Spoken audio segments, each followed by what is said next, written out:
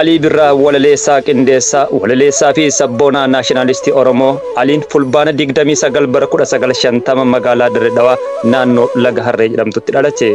Jireenya isaa ijoollummaarraa kaasee Aliin kan dhalate Dirree Dhawaa keessatti abbaa fi haadha isaa irraa kan dhalate waggaa 3tti addaan banii turan.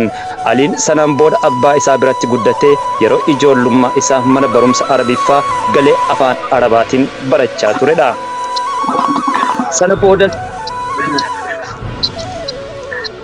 Sana boodas Alii Birraadhaa ijoollummaa isaatiin maatiidhaan gargar ba'us ona Arfan Qal'oo keessatti guddatee mana barumsaa galee amma kutaa 6ffaa baratee yeroo ijoollummaa isaa karaa irratti daldala adda addaa hojjetaa of gargaaraa ture. Dargaggeessi Gamiisii faana artii Oromoo irratti guddate kun umrii ijoollummaa isaatiin kaasee of gargaaruudhaaf bu'aa bayii gurguddaa dhandhamus abdii fi kutannoon isaa artii Oromoo keessa akka ture waltajjiilee darban irraa hubachuu dandeenye jirra. Wayita umriin isaa 13 ta'u hawwisoo Afran Qal'oo kan aadaa Oromoo fi guddisuuf dhoksaadhaan hojjechaa ture makame. Sirbi isaa jalqabaa waltajjii irratti sirbes bari'ee jechuudhaan kan wallisaa turedha. Kanarraa ka'ee maqaan Alii Birraa jedhamee akka moggaafamu dhalootatti darbe. Kanarraa ka'ee maqaan Alii Birraas isaaf laatame. Goota gameessa ona Afran Qal'ootti dhalatee artii Oromootiin Oromoodhaaf tokkummaa lalisaa ture. Bara 1965tti cufee miseensota hawwisoo kanas gartokkeen mana hidhaattis naqamanii turan. Aliinis baqatee gara Finfinneetti gale. Jiddu galeessa lafa tuulamaa magaalaa Finfinnee. Jireenya isaa Finfinneetti Aliin erga Finfinneetti galee booda hojii sirba adda addaa hojjechuu jalqabe. Kanaanis yeroo kana Aliin sabboonaa Oromoo Ahmad Taqii wajjiin wal baree Ahmad Taqiinis Aliidhaaf akka ittiin sirbuuf jedhee gitaara bitee fi beekamtummaa Alii Birraa magaalaa Finfinnee lafa tufaamunaa irratti dhugoomsee fi Aliin afaan Oromootiin biratti afaan Amaaraatiinis wallisuudhaan warroota diinaatiif ergaalee gurguddaa falaasama artii Oromootiin dabarfachaa ture. Marrigaa barri baraan darbaa goonni akkasii kun har'an tana dachee Oromiyaa irraa dhabamuun isaa industiriin artii Oromoo hangam takka akka of duuba nu deebisu wal gaafachuun nu dhibu. Kufaatiin artiist Hacaaluu Hundeessaatiin wal qabatee hangam takka qabsoon Oromoo akka of duuba deebite waan raaguu dandeenyudha. Keessaayyuu riisarchiileen gurguddaan godhamanii artiist Alii Birraa har'aan tan industirii artii Oromoo keessatti artiistota akka Hacaaluu Hundeessaa horatee lafaan ga'e. Kanneen biyya baqaa keessa jiran artiist Adnaan Muhammad michuun baay'een qabaa lixa biiftuurraa dhaamsa koo dabarse Oromoota maraaf kan jedhus haftee isaanii akka ta'e seenaaleen hedduun ragaba. Kun immootu Eeyyangaa sagantaa isaa walitti deebinaa jidduudhaan ammoo keessummoonni seentan hundi keessanuu galatoomaa isiniin jechaa sagantaan keenya wal duraa duubaan fuunee daqiiqaa 3 yaada walirraa jijjiiraa deemna. Warroonni gara sagantaatti dhuftan Aslii Dr. Aslii Onnee Ilma Sabaa Iluu akkasumas ammoo Nabil Sufiyaan hundi keessanuu bagaragaan dhuftanii sagantaa tamsaasa kallattii keenya irratti argamtanii yaada akka nu qooddanis ilmaan Oromootiifis jajjabina akka dabarsitan keessaayyuu Dr. keenya Asliin keessa jirtanii kallattiidhaan isaanitti isin deebisa.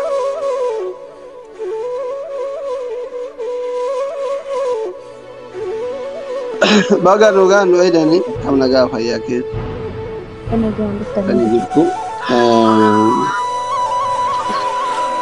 dhugaa rabbi ani jiruu kiyya keessatti waggaa 4 asteeman kana keessatti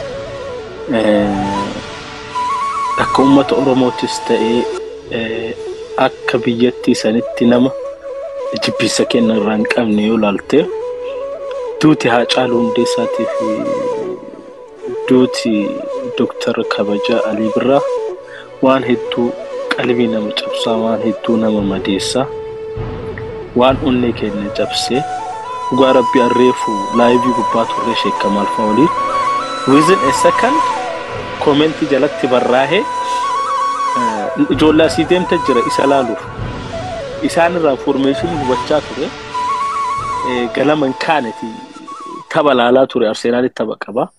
Eegasii gastii gubbaa mannoo tiktaaka gubbaa seenus akka jennu beeta Alii Birraan beeman.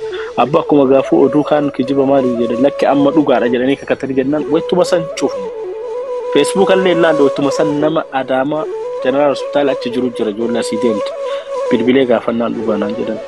dhugaa rabbii bakka jiru wallaalee beekee bakka if jiru wallaalee waan ta'u dhabe manatti gale dalagaa deemaa ture manatti deebi'ee manuma ta'e stiil hagammaa manaan baane waan hedduu qalbii onnee nama cabsaa beektaa gaaddisa Oromoo tokkotti qaari'e torbaanuma tara keessa ustaaza guddaa aalima guddaa dhabni rabbi haraaramuuf Sheekh Adam Tuulaa ardhas gaaddisa Oromoo saba kana gaaddisa ta'ee sagalee ta'ee Oromoodha jedhee biyyaa bahee kolaafamee ilma dhabee addunyaa tanarraa haftee isaa takka osoo nafinis gudeeda isaa keessaa ilmi baatee osoo nafinii taruun isaa waan hedduu onnee nama cabsaati qalbii nama cabsaati garuu ammoo inni godhuufi qabnu araarama kadhachuufi araarama isaan kadhannaa fi waan alhamdulillah dalagatee jira seenaa isaa dalagatee waan bara dhalootatti taru agartee dhalootatti taru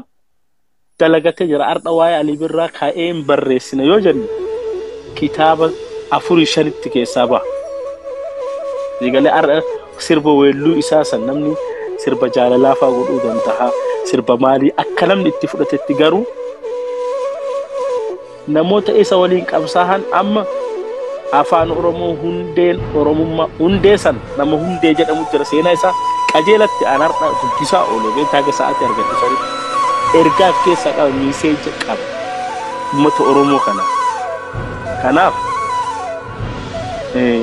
wanni guddaan maatii isaatiif rabbi sabrii haa kennu fi Oromoo hundaa rabbi sabrii haa kennu nullee sabrii haa kennu isaa immoo keessummaa kabajamtu keessummaa ulfaattu rabbiin alamaa haa godhuuti wanni nu godhuufi qabnu du'aayiidha makiiteen atillee jabaadhu hin boohini dhugaa boohichi waan nama deebisu ta'e haa caaluufaa haa Adam Tuulaafaa Ali Birraafaa nama hedduu deebe waan boohichi nama deebisu osoo taate laakiin rabbiin haa araaramu fi araaruma isaa kadhanna alhamdulillah inni toobatee waan jiru kanarraa toobatee sheekonni bira jiranii shaahadaa qabsiisanii akkasitti addunyaa tanarraa gal alhamdulillah rabbiin araaramu fi rabbiin nullee kaatimaa kennan waa tolchuuti isaan dalagatanii jiran doktor dalagatee jira wallahi Oromoofiif dalagatee jira akiraafiitiif illee dalagatee jira kanaaf araaruma kadhachuu fi malee boohulleen hin barbaachisu if jajjabeessine namni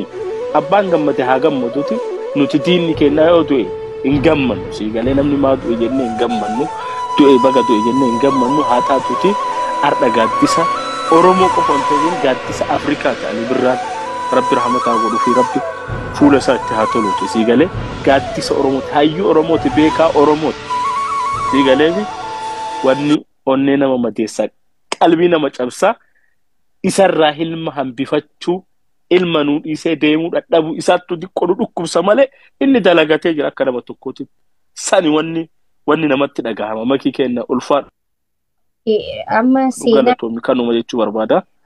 Karatti nu waastu nu waasii karatti nu geessu.